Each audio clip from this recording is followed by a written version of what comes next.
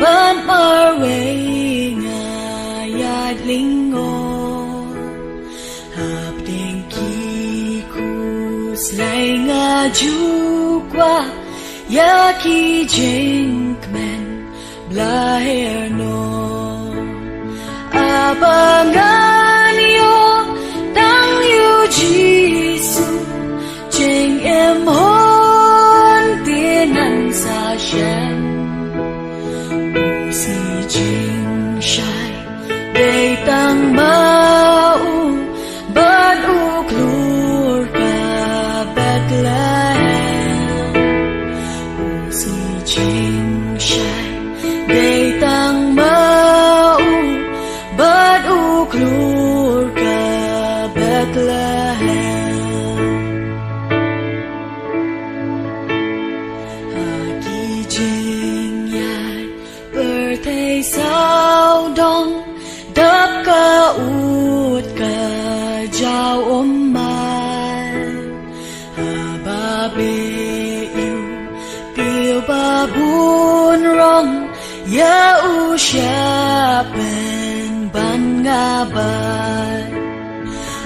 ban yo yêu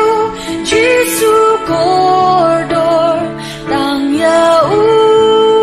marway nga mon long tiêu li ka ben thor bat tiêu kulap ka sharon long tiêu li ka ben thor bat tiêu kulap ka sharon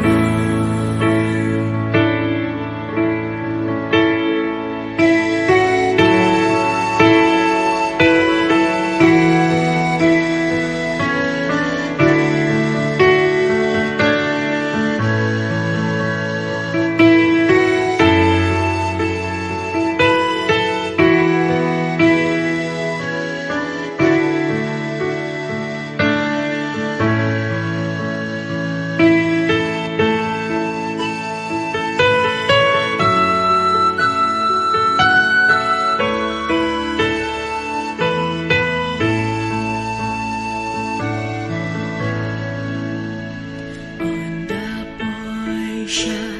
karibasok ngan sa apa kajingkang ladan pasyok tang ujisu kerdop nengkan sa pliwan